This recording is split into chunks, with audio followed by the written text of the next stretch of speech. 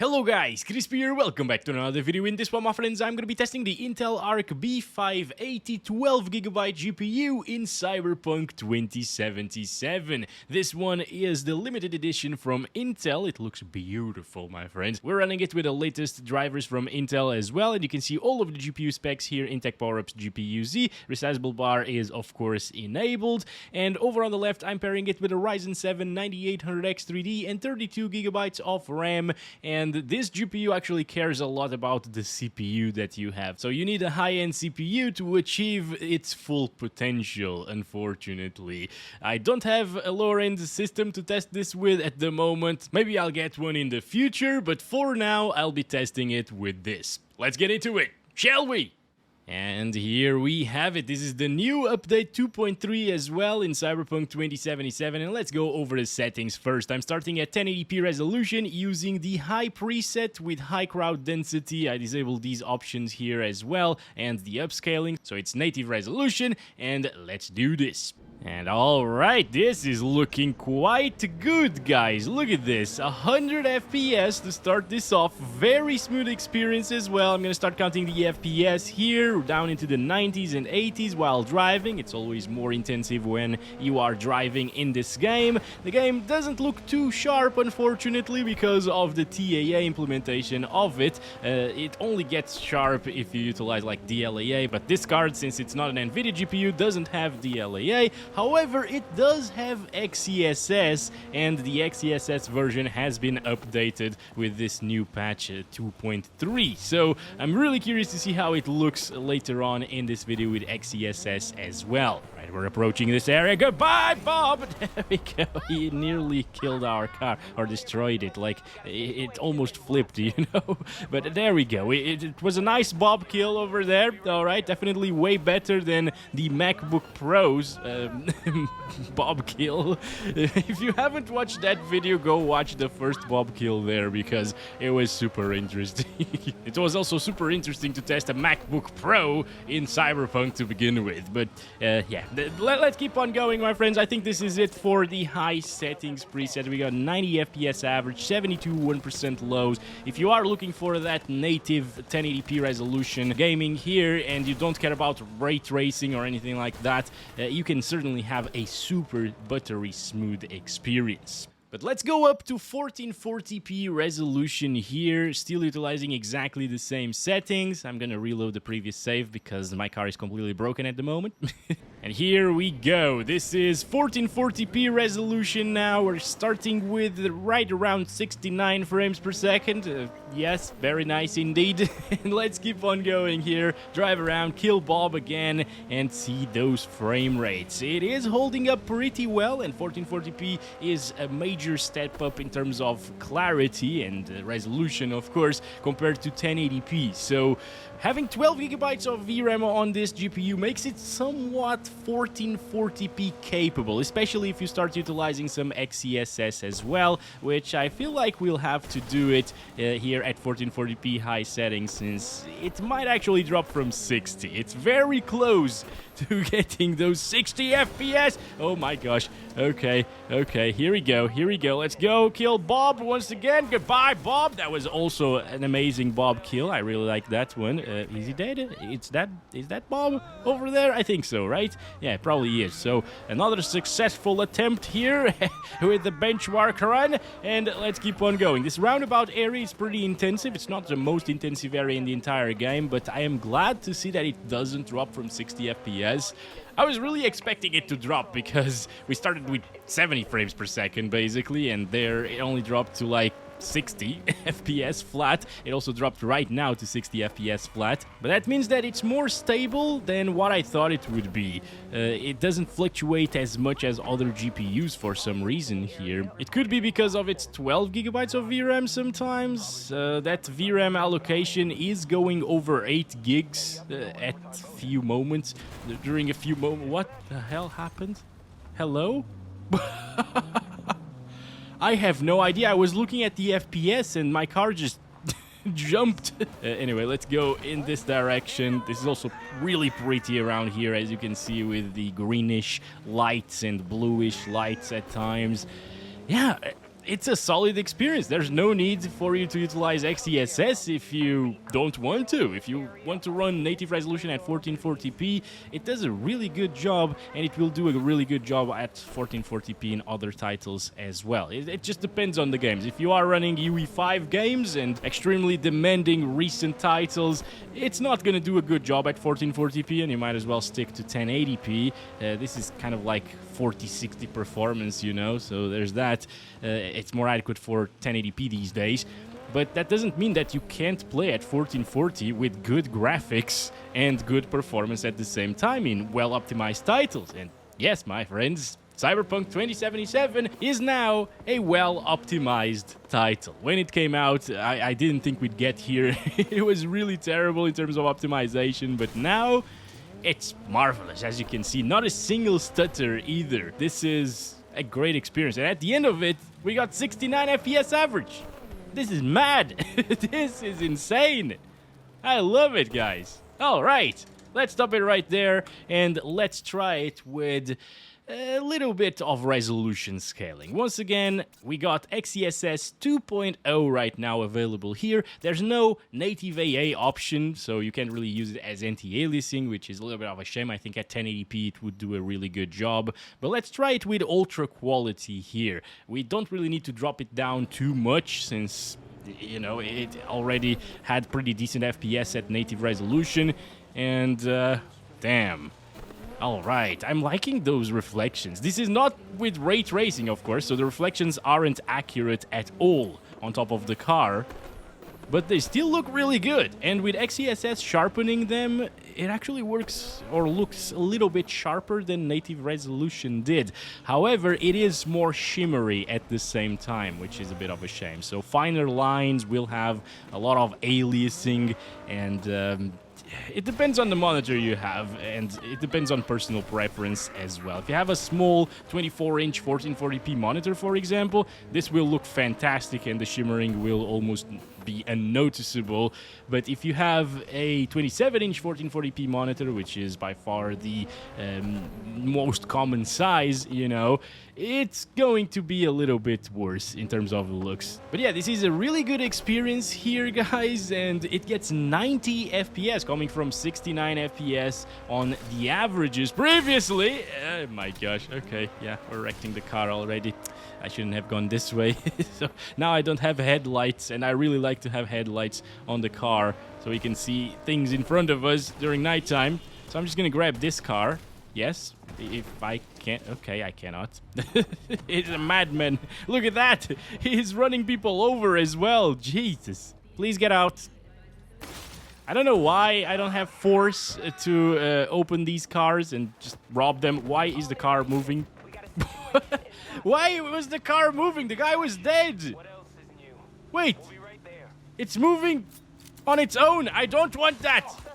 Maybe I enabled something like auto driving or something like that. Okay, it's not enabled anymore, but now we got a little bit of a problem. The fence is inside our car. It's clipping through our car.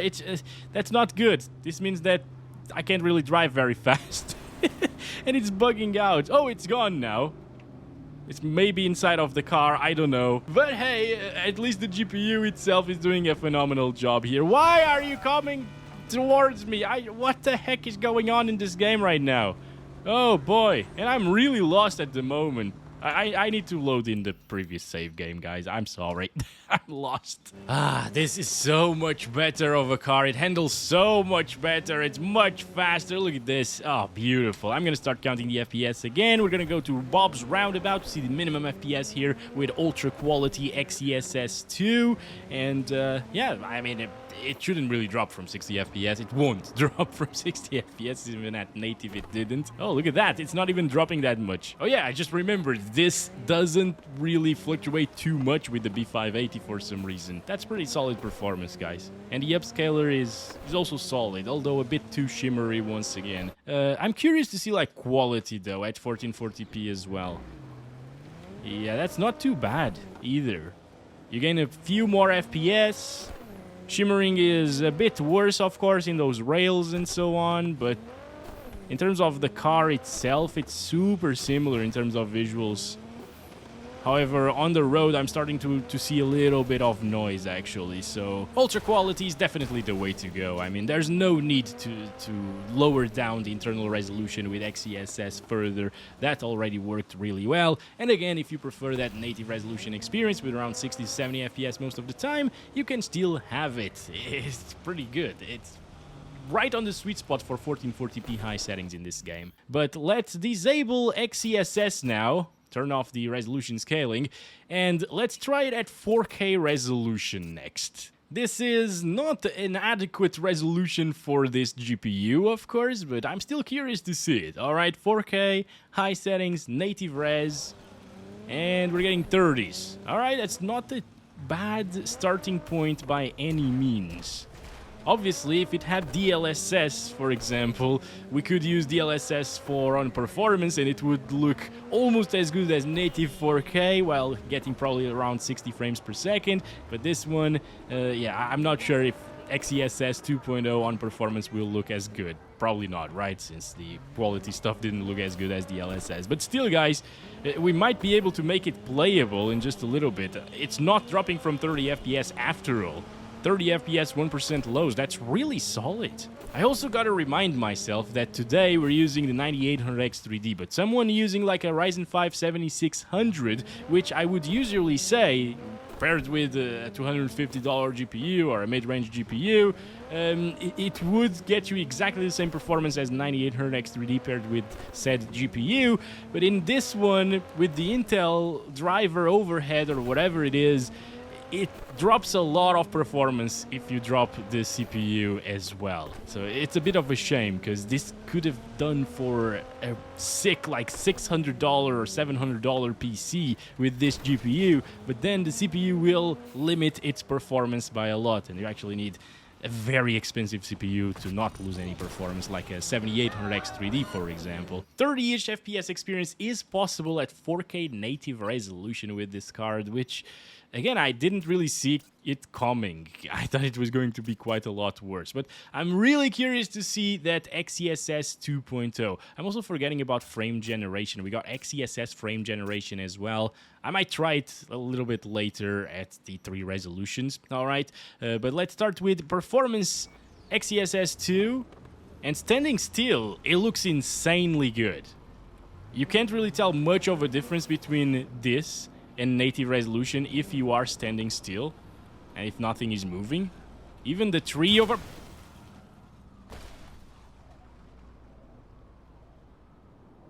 Okay, so I don't have any tail lights anymore, and I don't like that. I want to have that red tone to it. As I was trying to say, even the vegetation, the palm trees right there, the finer leaves are pretty decent. They're a little bit noisy and shimmery, but while standing still, it handles it like a champ. XeSS on performance. Unfortunately, though, if you start driving around really fast, that was a stutter from an autosave, by the way, not the game itself.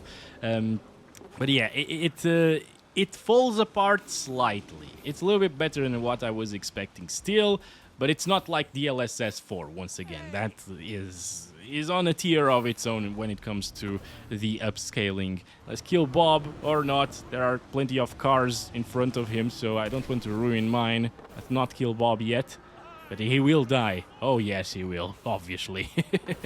But around here, yes, 70s, 60s. If you wanted to utilize like quality XeSS, it would obviously look a bit better, but it wouldn't achieve 60 plus FPS like we are achieving right now. So if you are playing at 4K, I think I would do performance DLSS, but XeSS. There are so many names. Let's stop it right there, and let's try like quality XeSS 2.0. Yeah, this definitely looks a little bit better, and it stays around 60 frames per second instead of the 70s that we were seeing. For some reason, I think XeSS actually makes those reflections on top of the car a little bit more noticeable, a little bit sharper. It's probably the sharpening filter, once again, on top of the upscaler. But it's working really well. I like it, guys. 60 FPS or 59 FPS there on average, dropping into the 50s here. It's a little bit worse of an experience, but I think if you are playing the game with like a controller on a TV with VRR especially, it's going to work just fine, and it's going to look closer to 4K than performance XeSS, of course. Still, lots of shimmering is noticeable, so not amazing, but it works, guys. Still a smooth experience overall. It drops to like, what, 55 minimum. Those 1% lows are a bit wrong. It's just because of the frame time, once again, not being fully consistent. But let's stop it right there then. And let's try frame generation. Okay, so I'm gonna start with native resolution and 1080p here. Low latency. Oh, this is weird. I've never seen this option, actually. Alright. I'm gonna restart the game now and play at 1080p high settings native resolution with frame generation from XeSS. Okay, here we go. We're in windowed borderless because the frame generation doesn't really work in full screen in this game now. Alright, here we go. Yeah, it's definitely working. Oh. I mean, for some reason, the FSR frame generation doesn't work for me. But the XeSS frame generation is working flawlessly. I can definitely tell those extra frames on screen right now. I'm using 120 Hz refresh rate, but yeah, it's really smooth. In terms of input lag, there's not much to it. It's really flawless as well. I can't really feel the input lag since the baseline FPS were at 90 frames per second before enabling frame generation. And in terms of the visuals itself, I mean, it's a little bit softer, I think, than what it was, but it could be because we just played at 4K resolution and now I'm down to the 1080p resolution again. So yeah, take it with a little bit of a grain of salt. But still, if you want that high refresh rate experience here in Cyberpunk 2077, XeSS FG is working phenomenally, guys. Damn, I'm enjoying this. Okay, this is really nice. Let me try it with the XeSS Ultra Quality here. Yeah, it's definitely a bit sharper once again, and now it's up to 200 FPS. That's crazy. But yeah, I think some parts of the picture are a little bit cleaner when you use ultra quality XeSS here, even at 1080p resolution, because there was quite a lot of noise previously coming from TAA, and this softens the noise a little bit. It also adds the sharpening filter, so at the same time it's a little bit sharper in some areas of the image. And we're getting really high FPS as well. I think on a smaller 1080p display this would work really, really well. But again, it all depends on what you want out of your game. Do you want native resolution? Then disable XeSS upscaling. And if you want this look, enable XeSS upscaling. I'd really love to see XeSS native AA though. That's the thing that's missing here from this game. Hopefully the developers can actually introduce it here, because right now, maybe if we aim for dynamic resolution scaling, it's going to be a bit sharper. No, not really. Or is it? I'm not sure. But at the same time, this is also getting pretty much the same FPS as native resolution previously, with TAA and frame generation on top. So maybe, or maybe it's a little bit higher than that actually, it could be running on a higher resolution internally than ultra quality XeSS, but there's no way to tell. It still looks a little bit too soft to me in some areas and too low resolution sometimes, so I don't think this is happening, okay? But anyway, that's about it. All right. I'm going to turn the resolution scaling off. And I'm going to go up to 1440p next. Here we go. 2560 by 1440. XeSS frame gen. High settings. Still over native resolution with that TAA. This is so smooth. Oh my god. Compared to what we saw previously at 1440p native, this is wonderful, guys. The frame time graph also indicates that this is one of the newer implementations of frame generation, not the older ones, with a flat frame time graph. So the frame pacing takes place after the MSI Afterburner overlay counts our FPS and delivers our frame time graph, and that's why it looks like that. It's not a stuttery experience whatsoever. I mean, you can tell, right? It's really smooth. Holy crap. Oh yeah, let's do this. It doesn't even fall apart when we do that. Whew, this is really good frame gen, guys. from XeSS. I'm liking this. This works extremely well, and once again, in terms of input lag, we would now be upscaling from a baseline FPS of 60 to 70, as we saw previously, without frame generation enabled with these settings. But in terms of input lag, it's still super acceptable. There might be a little bit of added input lag, there always is with frame generation, but it is not noticeable. This is sharp enough as well right now with the TAA at 1440p. At 1080p it was a little bit meh, you know, you could see the softness of TAA a lot, but here at 1440, since it's so much higher of a resolution, and I think at 1440p 27 inches, I would play like this, guys. I would choose these settings. Honestly, I wasn't expecting much coming from this GPU. It's a $250 card, you know, but it performs extremely well, apparently. Not with ray tracing, not with max settings or ultra settings preset, you know, it's still high, but it can deliver really good visuals in Cyberpunk and a really good experience at the same time with high FPS. And now we're up to 3840 by 2160, so 4K resolution native with frame generation. And we had a baseline of 30 frames per second, if you remember that. 30 to 35 most of the time. This doesn't work as well. I mean, in terms of drawn frames and what I'm seeing here, it's much smoother in 30 FPS experience, of course. I can definitely tell the difference. But in terms of input lag, it's a bit too much. Coming from 30 FPS baseline, frame generation doesn't work as well. XeSS is definitely needed for us to achieve good performance here. And I'm gonna go with performance, since that gave us a baseline FPS of 60 to 70 most of the time. And now with frame generation on top of it, look at this. It's buttery smooth, just like it was in 1440p resolution. Oh, we lost the neon light. Oh no, they're back. What the hell happened there? They turned off for a second. Lower 100s in terms of FPS sometimes on the minimums. Input lag is totally playable, totally doable.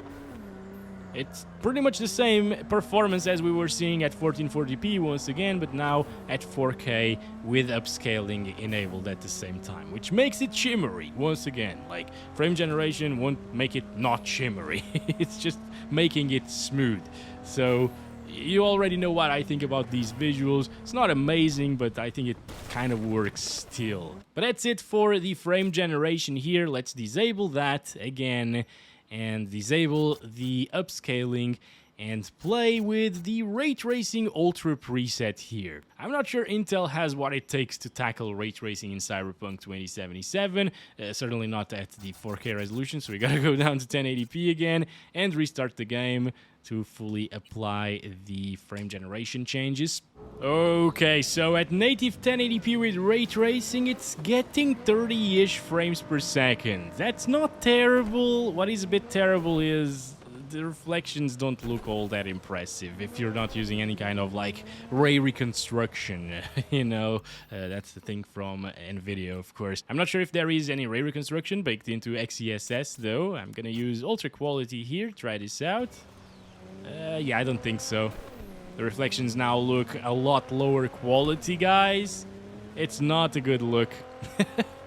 So, in terms of performance, we gained a ton of performance just by using XeSS Ultra Quality here instead of native resolution with the ray tracing enabled, and it is working. It is a playable experience indeed. We can even start counting the FPS because the frame time is smooth now, but at the same time, it looks worse than it did on high settings, in my opinion. The reflections, even though not accurate from high settings, goodbye Bob again, I think they looked a little bit better, a little bit sharper and cleaner again compared to what we're seeing right now. Like, look at the top of the car there. It's really noisy. I don't like that.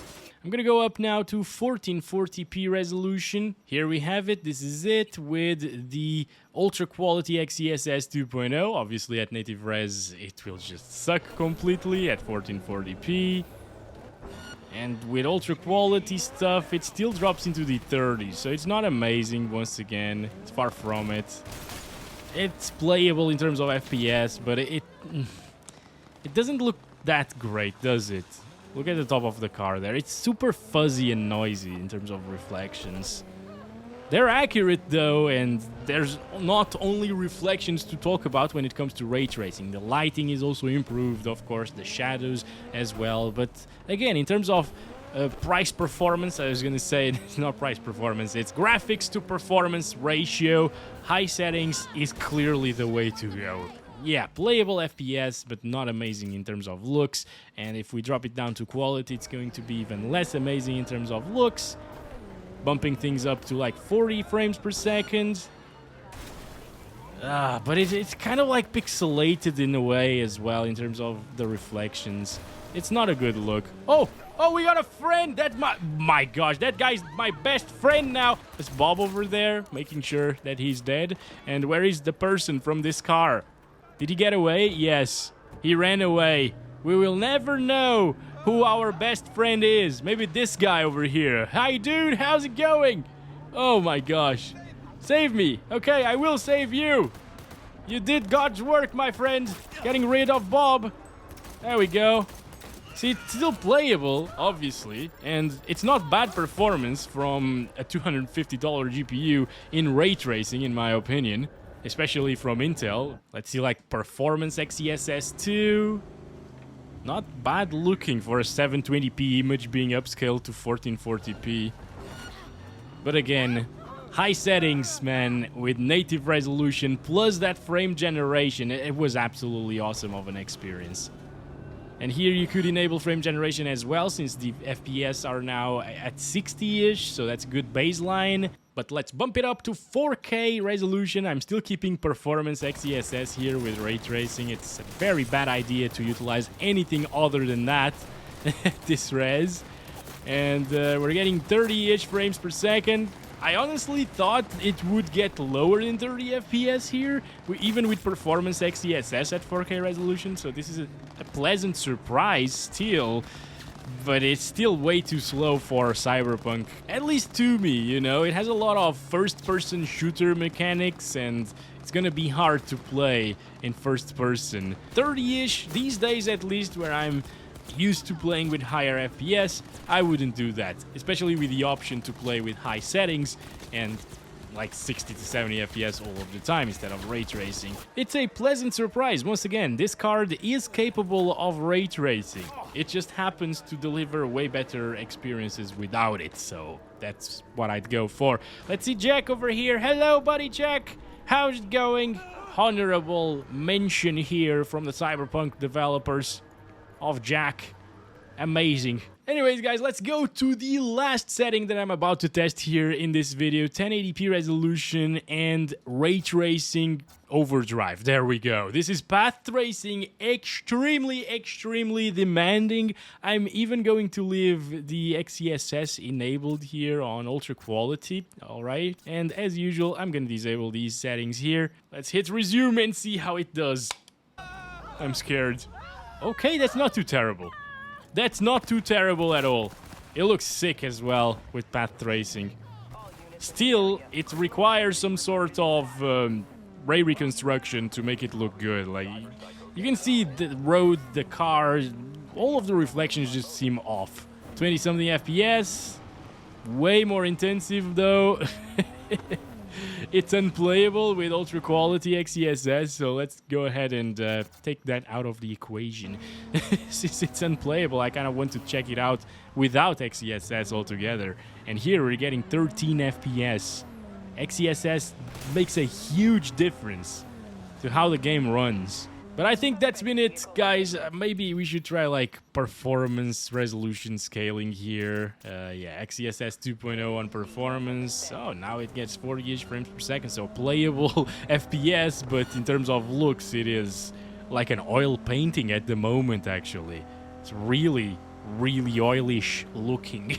So yeah, this is where DLSS still has a major upper hand compared to XeSS and FSR. I'm not sure about FSR 4 and how it looks here with ray tracing in this game, since again I haven't tried that yet, but compared to XeSS, DLSS 4 with ray reconstruction is just night and day.